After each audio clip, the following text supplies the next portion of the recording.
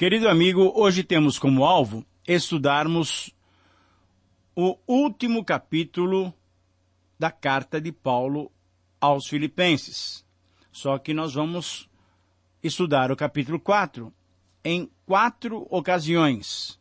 Portanto, daqui a 4 programas já concluiremos o estudo de Filipenses. Hoje nós vamos estudar o primeiro parágrafo, isto é, Filipenses 4, 1 a 9. E nesse último capítulo da carta, nós vamos encontrar mais um ladrão da alegria, mas também vamos encontrar mais um recurso que o Senhor Jesus nos dá para não perdermos a alegria. Nós já mencionamos desde o programa passado que esse novo possível ladrão da nossa alegria são as preocupações. Mas também já dissemos que a maneira pela qual podemos superar essas preocupações é termos uma mente segura. Embora as preocupações tentem nos roubar, existe alegria na suficiência que Cristo nos concede.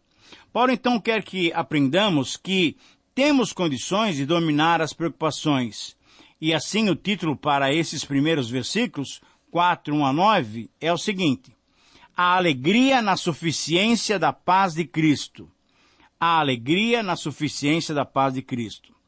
Querido amigo, quando nos preocupamos, ficamos presos somente a uma maneira de pensar e sentir. A preocupação nos mantém fixados somente em futuras soluções. Temos um problema com o filho que está chegando tarde em casa, sentimos a pressão do nosso superior que deseja mais resultado do nosso trabalho, perdemos o sono porque priorizamos certo tipo de investimento e ele não tem rendido o que esperávamos. Enfim, nos preocupamos com a nossa filha que está namorando com alguém que nós não gostamos. Na verdade, nós nos preocupamos com uma série de pressões das pessoas. Nós nos preocupamos porque priorizamos determinados valores em vez de outros. E com isso, então, muitas vezes, a nossa alegria é roubada. Certa vez o Senhor Jesus disse: portanto eu lhes digo, não se preocupem com a sua própria vida, quanto ao que comer ou beber, nem com seu próprio corpo, quanto ao que vestir. Portanto, não se preocupem com o amanhã, pois o amanhã trará suas próprias preocupações. Basta a cada dia o seu próprio mal. Você deve se lembrar, essa é a passagem de Mateus 6, versículos 25 e 34. Quando nos lembramos dessas palavras tão amorosas, tão encorajadoras do Senhor Jesus, quando reconhecemos o que temos em Cristo, quando reconhecemos que a nossa suficiência é completa nele, então podemos usufruir da verdadeira alegria e dizer aos outros: alegrai-vos sempre no Senhor, outra vez digo, alegrai-vos. Diante então dessas objetivas e claras verdades, podemos resumir com uma frase muito bem elaborada aquilo que Paulo quer nos mostrar. Então, além de nos desafiar, essas palavras devem ser aplicadas em nossas vidas. E a síntese, então, de Filipenses 4, 1 a 9 é a seguinte: somente quando nos baseamos na paz que Cristo nos dá, conseguimos impedir que as preocupações roubem a nossa alegria. Eu repito, somente quando nos baseamos na paz que Cristo nos dá, conseguimos impedir que as preocupações roubem a nossa alegria. E nesses versículos 4, 1 a 9 de Filipenses, nós vamos encontrar 3 condições para experimentarmos a verdadeira paz que só Cristo pode nos dar. A primeira condição para experimentarmos essa paz é ministrarmos corretamente.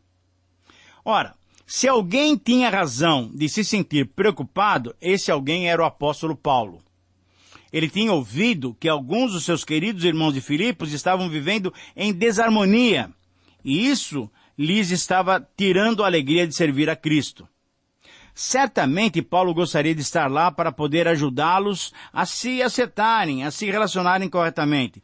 Mas o fato é que, como nós sabemos, ele se encontrava preso lá em Roma, distante de Filipos. Então, Além de orar, ele escreveu essa carta encorajando os filipenses a lutarem contra os problemas, contra as pressões das pessoas, contra as prioridades erradas, não permitindo que a alegria deles fosse roubada. Com certeza, Paulo os amava muitíssimo. Tinha todos os motivos para ficar preocupado com aqueles queridos irmãos. Tinha a possibilidade de perder a sua alegria, mas não a perdia, por quê? Porque ele tinha uma mente segura em Cristo. Esse é o recurso que Deus tem nos dado. Então, ele passou a nos revelar esse seu segredo para que também pudéssemos desfrutar da alegria que o Senhor nos dá. Nos versos 1 a 5, então, Paulo chama a nossa atenção para a maneira como nós ministramos, como servimos o Senhor, como servirmos os irmãos e como servirmos o nosso próximo. No versículo 1, Paulo mostra que a maneira correta de ministrarmos é permanecermos firmes no Senhor. Isso significa que temos que nos arraigar somente no Senhor. E a razão dessa ordem é dada sucintamente. Somente com Jesus Cristo pode o homem resistir às seduções da tentação e à debilidade da covardia. Querido amigo, nossa única segurança contra a tentação é estarmos firmes no Senhor. Temos que lembrar sempre que em nosso caminhar, no nosso agir, no nosso reagir, Jesus sempre está conosco. Lembre-se que Ele mesmo prometeu: eis que estou convosco todos os dias até a consumação dos séculos. Nos versículos 2 e 3, Paulo então menciona 4 irmãos: Evódia, Sintique, Clemente e Cisigo, que eram companheiros e cooperadores de Paulo na disseminação, na proclamação do Evangelho. Para ministrarmos, temos que ter unidade, temos que andar em harmonia e temos que pensar concordemente. E a grande bênção que temos é que os nossos nomes estão escritos no livro da vida. Uma das evidências de termos os nossos nomes arrolados nos céus é a vida em comunhão, é a vida harmoniosa, é aquela vida de unidade que o Senhor Jesus pediu para Deus que nós pudéssemos desfrutar. Lá em João 17:21, nós vemos essa oração de Jesus em nosso favor diante do Pai, logo antes dele morrer. No versículo 4 agora, Paulo nos mostra que o resultado de ministrarmos corretamente e em unidade, quando nós ministramos corretamente, em unidade, em harmonia, em comunhão, o que nós obtemos é alegria. Esse é o versículo que nós temos nos baseado para dizer que Filipenses é a carta da alegria. Alegrai-vos sempre no Senhor. Outra vez digo, alegrai-vos. As preocupações tentam roubar a alegria. Porém, quando temos a nossa mente segura em Cristo, nada pode nos tirar essa alegria, que é fruto do Espírito Santo agindo em nossa vida. Quando Paulo proclamou, alegrai-vos sempre no Senhor, outra vez digo, alegrai-vos, Paulo estava estimulando-nos a deixar de lado as preocupações e, firmados no Senhor e unidos com os irmãos, nos alegrarmos na realização do ministério que recebemos de Deus.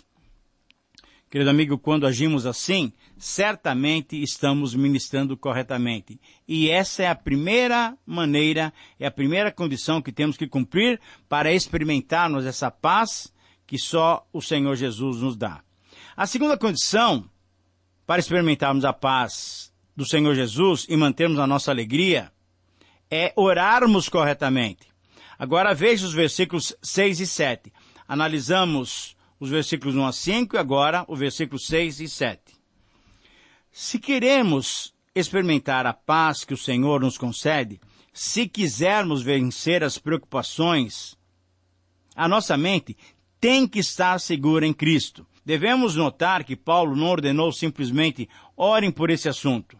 Não, ele foi mais sábio. Ele não pediu somente isso.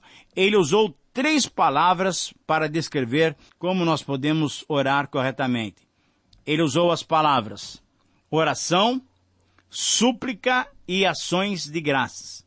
Muito bem, vamos tentar descrever essas palavras para que você possa entender exatamente o que é orar corretamente. A oração é um termo genérico que significa fazermos conhecidas diante do Senhor as nossas necessidades, os nossos anseios, os nossos alvos. Mas oração não é só pedir. A oração envolve adoração, envolve devoção, envolve culto. Para orarmos corretamente, o primeiro passo é adorarmos a Deus. E adorar é exaltá-lo. Adorar é glorificar a Deus. Na adoração, reconhecemos que Deus é poderoso para resolver qualquer problema que apresentemos a Ele. Adoramos quando reconhecemos que Ele é suficientemente grande para superar qualquer pressão das pessoas que elas exercem sobre nós. Adoramos a Deus também quando deixamos que Ele indique para nós as prioridades para as quais devemos dar atenção. Mas, sobretudo, adoramos a Deus quando deixamos as preocupações, que estamos vendo aqui no capítulo 4, como um possível ladrão da nossa alegria. Adoramos quando deixamos as preocupações nas suas poderosas mãos e experimentamos a suficiência que só Ele pode nos dar. Mas, querido amigo, só agimos assim porque temos uma mentalidade segura em Cristo. Nós precisamos mudar a nossa mentalidade. E quando a nossa mentalidade, quando a nossa mente estiver segura em Cristo, nós conseguiremos deixar que as preocupações fiquem nas mãos de Deus, nas mãos do Senhor Jesus, e experimentamos a paz que Ele nos dá. Agora, continuando nessa ideia de oração, súplica e ações de graças, vamos analisar um pouquinho a palavra suplicar. A súplica não é uma declaração normal de necessidade ou desejo, de jeito nenhum. A súplica, veja bem, não é uma oração superficial. Não é despejar nossas questões diante de Deus só para aliviarmos a nossa consciência. Não, de modo nenhum, de jeito nenhum. Suplicar é colocar as nossas necessidades com sinceridade, com intensidade diante de Deus. Suplicar, querido amigo, é derramarmos o nosso coração revelando os mais íntimos sentimentos diante de Deus. Suplicar tem a ver com clamor, com anseio, com busca verdadeira para a solução das nossas dificuldades. Quando Deus percebe o clamor do nosso coração, então Deus começa a agir. E as ações de Deus são sempre abençoadoras. Temos que saber que não há nada tão grande que o poder de Deus não possa resolver, e não há nada tão pequeno que não chame a sua atenção para Ele cuidar de nós. Entretanto, temos que saber também que Ele pode responder à nossa súplica dizendo sim, ou então não, ou então espere. E Ele pode atender ou não atender o nosso pedido. Mas devemos saber também que Ele, em vez de nos responder especificamente, sabe o que pode acontecer? Ele pode mudar o nosso coração e o nosso entendimento sobre aquela questão, fazendo-nos tornar mais maduros, mais semelhantes a Jesus Cristo. Quando nós oramos, temos que estar em conformidade com Ele, porque Ele pode querer mudar a nossa vida para nos fazer mais semelhantes a Jesus Cristo. E, finalmente, oramos corretamente, junto com a oração e junto com a súplica, quando apresentamos ao Senhor as nossas ações de graça. Veja bem como Paulo diz, apresentando todas as nossas ansiedades, nossas preocupações, todo o nosso pedido diante dele através da oração, súplica e ações de graças. Querido amigo, Paulo estava convicto de que toda oração deve incluir ações de graças. Toda a nossa conversa com Deus tem que incluir ações de graças. O cristão deve sentir, como se tem dito, que a sua vida está suspensa entre as bênçãos do passado e do presente. A oração deve incluir as ações de graças, em primeiro lugar, pelo próprio privilégio de podermos orar. Nunca podemos nos esquecer de agradecer o fato de Jesus ter rasgado o véu que separava o homem de Deus. Hoje temos livre acesso à sua presença e esse já é um grande motivo de gratidão a Deus. O que podemos destacar nesses versos é que Paulo não agia como um prisioneiro, como alguém que corria o risco de morrer ao ser executado por causa da sua sentença, quando fosse julgada. Não, pelo contrário. Não considerando as suas circunstâncias, ele estimulou os filipenses a colocarmos diante de Deus a nossa gratidão, o nosso louvor por tudo, pois Veja bem, quando agradecemos, evidenciamos em nossa vida o recurso contra o ladrão das preocupações. Sabe o que acontece? Quando agradecemos, estamos mostrando que a nossa mente está segura em Cristo. Mas é bom lembrar-nos também da implicação de rendermos graças ao Senhor. A profunda gratidão deve nos levar a uma plena submissão. Quando agradecemos a Deus pelas circunstâncias que nos cercam, estamos nos submetendo à sua vontade, dizendo que somos gratos pela situação que vivemos. Estamos dizendo, quando agradecemos, que confiamos que o Senhor tem sempre o melhor para nós, mesmo que no momento possamos não entender as suas ações.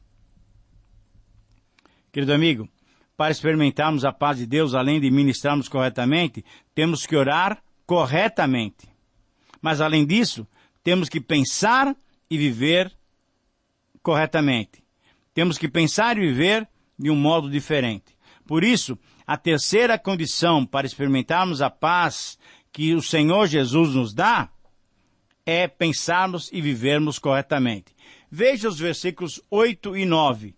E com isso nós chegamos ao terceiro ponto, a terceira condição que temos para observar nesse texto. Quais são as nossas preocupações? Ou, me permita ser mais direto, quais são as suas preocupações agora? Você que está me ouvindo agora. Você está me ouvindo o quê? Agora é pela manhã, aí na sua região? Você está de tarde? Já está ao anoitecer ou você está me ouvindo de madrugada? O que passa na sua mente agora? Quais são as suas preocupações? O que ocupa a sua mente? O que ocupa o seu pensamento nesses dias? Perceba, faça uma análise. As preocupações têm roubado a sua alegria? Querido amigo, muitos de nós provavelmente nos relacionamos com pessoas que perdem a alegria por se preocuparem com as questões gerais dessa vida. Mas certamente encontramos também pessoas que estão preocupadas com assuntos específicos e com assuntos pessoais. Por exemplo, preocupam-se essas pessoas com a educação dos filhos, com a aposentadoria, com o seguro de vida que querem deixar para a família, com o patrimônio que querem construir para os filhos. Encontramos pessoas que trabalham incansavelmente para terem condições de acumular ainda mais. Existem ainda outras que, de tanto se preocuparem para causar boa impressão ao seu superior, acabam não produzindo ou não alcançando as metas propostas e então são despedidos porque se preocuparam demais. É impressionante como nós funcionamos. Quando as nossas mentes estão seguras em Cristo, aí colocamos em suas mãos poderosas todas as nossas preocupações e mantemos a nossa alegria de viver. É claro que diante dessa lista que eu acabei de mencionar, perguntamos se essas são questões que merecem ou não a nossa atenção. E a resposta é sim. Creio que devemos atentar para todos esses fatos da vida. Porém, se a preocupação com eles roubar a nossa alegria, estamos demonstrando que os nossos pensamentos não estão focalizando o que deve ser focalizado. E a nossa falta de fé e desconfiança é clara. Portanto, nos versículos 8 e 9, Paulo nos dá uma lista com que nós devemos ocupar os nossos pensamentos. Ele nos mostra quais são os pensamentos que devemos colocar em nossas mentes para que usufruamos a paz de Deus. Lembre-se que ele vai mencionar vários detalhes e eu quero rapidamente mencioná-los com você. Tudo que é verdadeiro, tudo que é respeitável, tudo que é justo, tudo que é puro, tudo que é amável, tudo que é de boa fama, e em sétimo lugar, se há alguma virtude, se há alguma excelência, isso ocupe os vossos pensamentos. Querido amigo, Paulo acrescenta também que a nossa mente deve estar repleta de pensamentos que glorifiquem a Deus, que sejam dignos de louvor, de gratidão e de reconhecimento à vontade de Deus. Quando nós ocuparmos a nossa mente com esse tipo de pensamento, com certeza podemos experimentar a alegria do Senhor e as preocupações não nos roubarão a alegria. Que o Senhor te dê uma nova mente, uma nova mentalidade e que o Senhor te abençoe. Um grande abraço e até o próximo programa.